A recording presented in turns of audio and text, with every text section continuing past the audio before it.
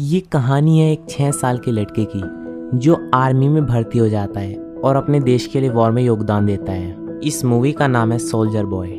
Film की starting scene में हम देखते हैं कि एक 6 साल का लड़का, मतलब हमारे फिल्म का हीरो जिसका नाम सरोजा है, जो पेड़ पर चढ़कर बैठा है और उसकी माँ नीचे नदी में कपड़े धो रही है और उसका भाई मेजर मछली पकड़ने की कोशिश कर रहा है। ये नज़ारा बहुत ही खूबसूरत और सुकून से भरा हुआ है, लेकिन इस शांति को चीरते हुए कुछ एयरक्राफ्ट आते हैं। ये एयरक्राफ्ट दुश्मन देश के हैं, मतलब जर्मनी के हैं, जो सिर्फ तबाही मचाना चाहते हैं। और अगले ही सीन में हम देखते हैं कि ये सिर्फ एक सपना था और सरोजा नींद में बड़बड़ा रहा है। लेकिन तभी कोई बाहर से दरवाज़ा खटखटाता है और सरोजा की नींद खुल जाती है। उसके पास उसकी माँ और उसका भाई नहीं था, इसीलिए उसे ऐसा लगता है कि उसकी माँ और उसका भाई दरवाजे पर हैं। पर जब वो दरवाज़ा खोलता है तो बाहर उसकी पड़ोसन होती है। वो उसे बताते हैं कि तुम्हारे माँ और भाई को दुश्मनों ने मार डाला है, तुम मेरे साथ यहाँ से भाग चलो।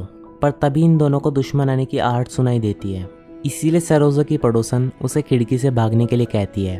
और तभी वहाँ पर दुश्मन सैनिक आ जाते हैं और उस पड़ोसन को गोली मार देते हैं। जब सरोजा खिड़की से भागता है तो वो देखता है कि उसकी पूरी बस्ती को सैनिकों ने जला दिया है और लोगों को मार रहे हैं। और वो एक सैनिक को कुछ गंदी हरकतें करता हुआ भी देखता है। अब वो डर के जंगल की तरफ भागने लगता है और बहुत दूर जाने तक भागता ही रहता है। और फिर रात हो जाती है और फिर अगला दिन भी हो जाता है। सरोजा नदी के किनारे पानी पी रहा था, तभी उसे दुश्मन सैनिकों की आवाज़ आती है और उनके आने से पहले वो एक पेड़ों की जड़ों में छुप जाता है। और तभी वहाँ अचानक से कहीं से एक सांप भी आ जाता है। लेकिन सरोजा एक बहुत ही बहादुर बच्चा है, उसे सांप से तो डर लगता है, लेकिन उससे भी ज़्यादा उसे दुश्मन सैनिकों से डर लगता है जिन्होंने उसकी माँ और भाई को मार डाला है। वो सांप को देखकर जरा भी नहीं चिल्लाता और जर्मन्स के जाने का इंतज़ार करता है।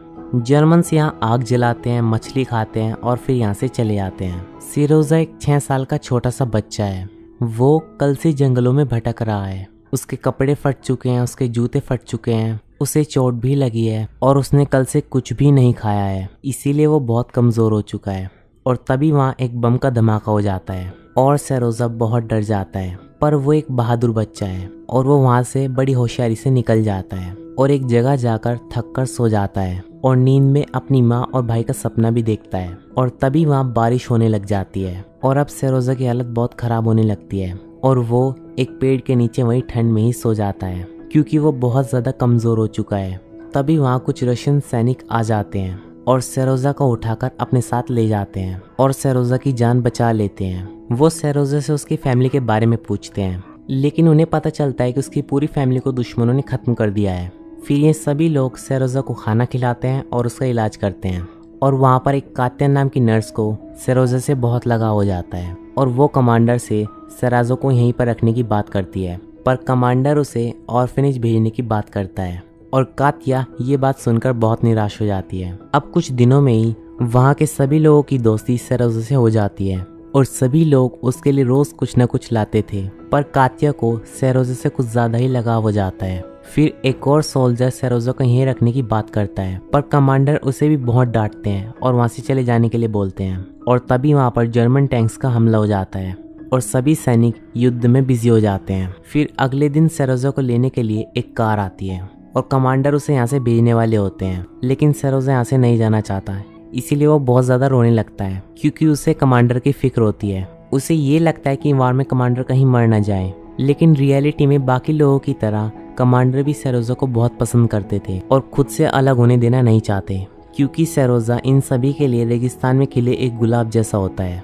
जिसे कोई भी अपनी नज़रों से ओझल होने नहीं देना चाहता। फिर कमांडर सरोजा से पूछते हैं कि क्या तुम मेरे बेटे बनोगे, तो सरोजा खुशी से हाँ कहता है और अब से सरोजा कमांडर का बेटा बन चुका है और वो हमेशा हमेशा के लिए कमांडर के साथ ही रहेगा, क्योंकि कमांडर उसे यहाँ पर कहते हैं कि वो उसके साथ हमेशा रहेंगे। जहाँ पर वो जाएंगे सरोजा को साथ लेकर जाएंगे। और अब सरोजा कहीं भी नहीं जा रहा है। फिर सरोजा के लिए एक बहुत ही शानदार यूनिफॉर्म भी बनाया जाता है, क्योंकि वो अब से सैनिकों के बीच में रहेगा हमेशा। और इस यूनिफॉर्म को लेकर सरोजा बहुत ज़्यादा खुश होता है। लेकिन तभी वहाँ पर जर्मन एयरप्लेन्स का अटैक हो जाता है और उस अटैक में बहुत सारे सैनिक घायल हो जाते हैं। और तब सरोजा इन घायलों को पानी पिलाने का काम करता है। तब उनमें से एक सैनिक कहता है कि मुझे घर से एक खत आया है, क्या तुम उसे पढ़ सकते हो, क्योंकि मैं इस खत को नहीं पढ़ सकता। तो सरोजा खत पढ़ना शुरू करता है और कहता है वो तुमसे बहुत प्यार करते हैं और तुम्हारी गाय भी बहुत अच्छी है, वो बहुत सारा दूध देती है। तो वो सैनिक पूछता है